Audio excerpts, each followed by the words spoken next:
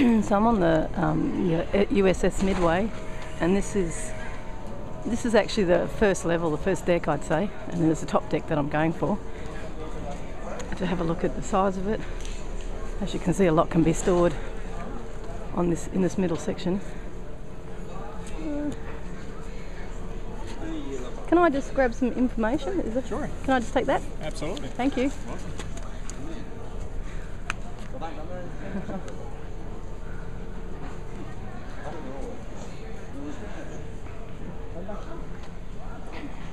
Obviously, Second World War fighter jets.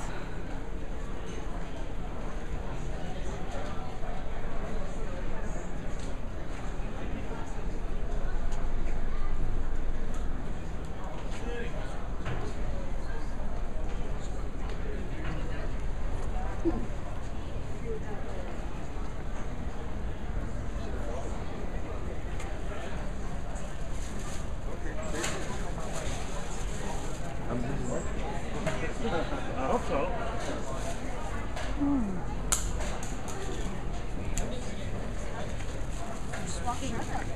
Did you go on the... Stay right there.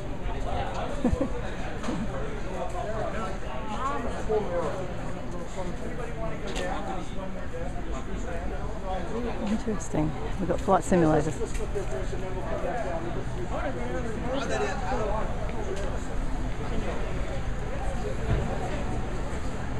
It's not too far off an amusement park here.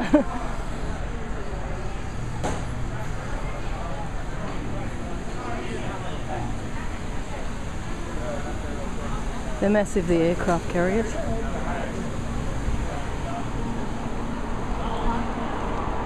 So this will be very fast cam. Is it? Excuse me, sorry.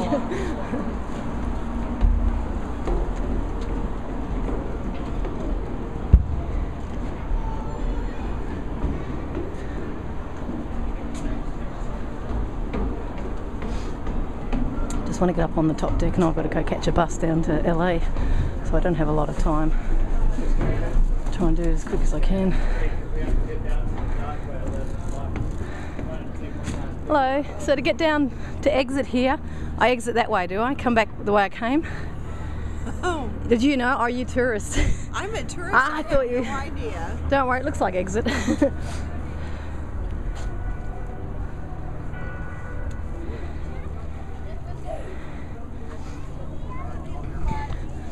It's all Top Gun.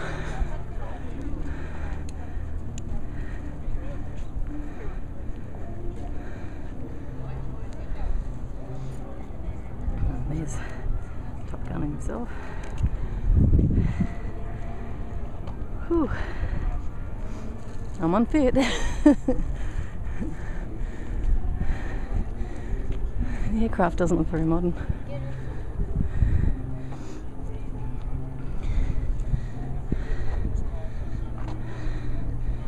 What I'll say is amazing is technology, is being able to launch these things off the deck and with a very short runway.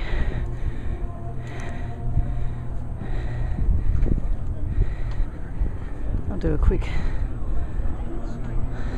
spin around.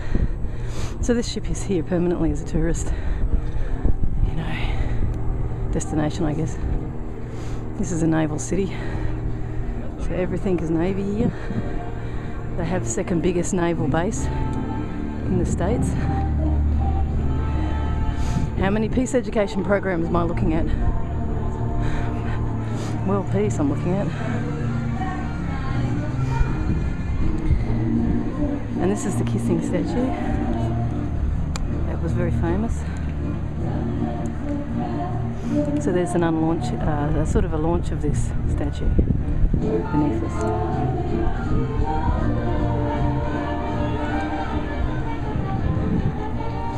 But I don't have time to go and look at the kissing cousins.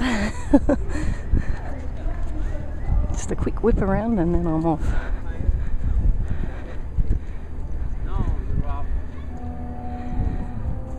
And San Diego in the background there. We'll just check out some specifications. Oops, dropped my glasses.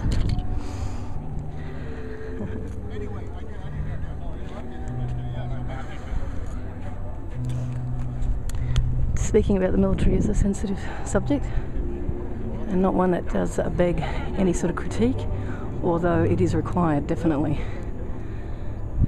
We're looking at 14 trillion just spent on the war in Iraq and Afghanistan without a win. I think what I feel is happening is we're seeing the decline of the military. And I do think that's a good thing.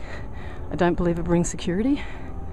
Yes, I think there were times when defence was needed, and I'm not adverse to genuine defence. You know, if somebody is attacking a country, you know, there is a certain degree of deterrence that does work.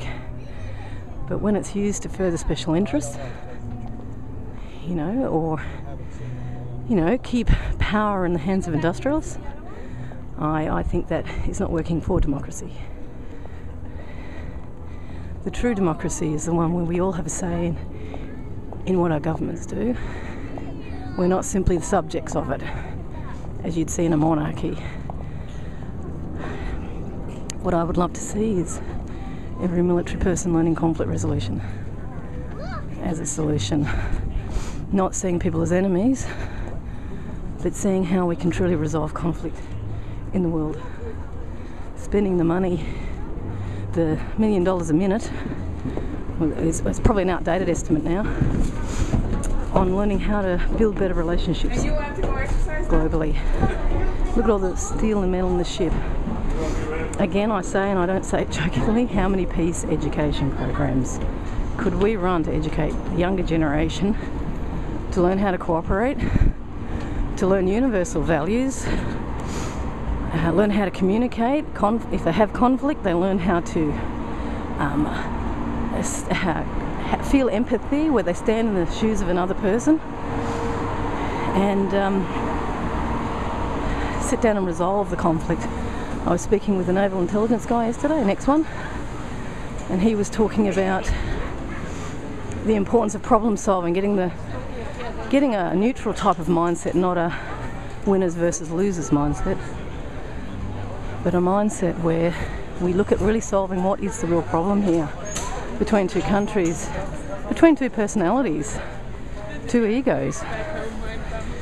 You know, is it right for a country to go in to protect its business interests and, you know, exploit another country to defeat it? You know, how do we create peace and security is a real question here. Can you do it with violence? Can you do it with threats?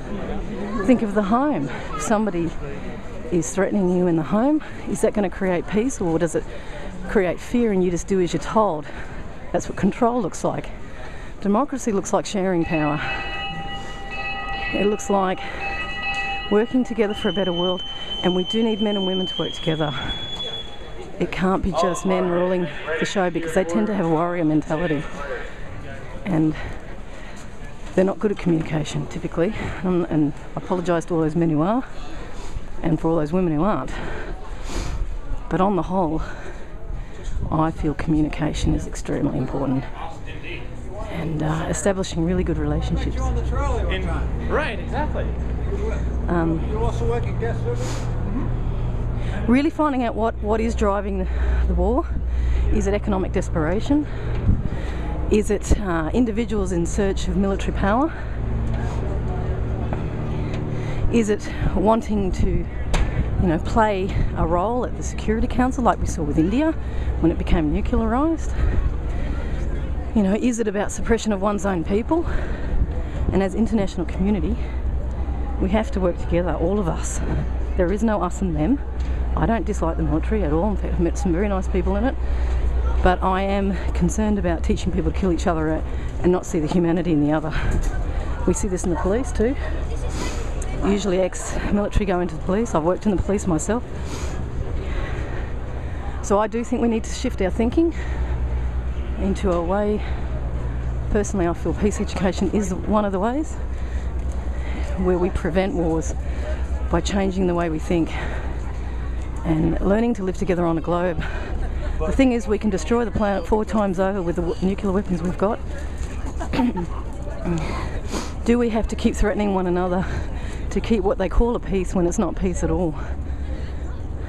Can we come to some sort of arrangement internationally where if one country is creating problems, all countries come in and support that, and they're not wheeling and dealing in the background, but they all have an obligation to step in and stop rogue nations.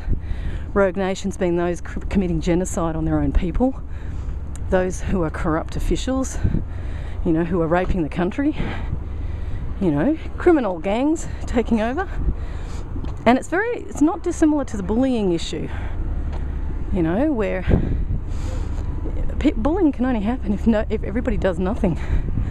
And so it's very important that we stop bullying as a collective, as a democracy, and say no, it's not right for one person or a group of people to bully others. And that goes for the drug cartels as well. They're bullying the citizens through violence. So we have to bring people together, learn conflict resolution, don't hate the other, work out what the true issue is. Is it ignorance? You know, is it lust for power? Is it fear?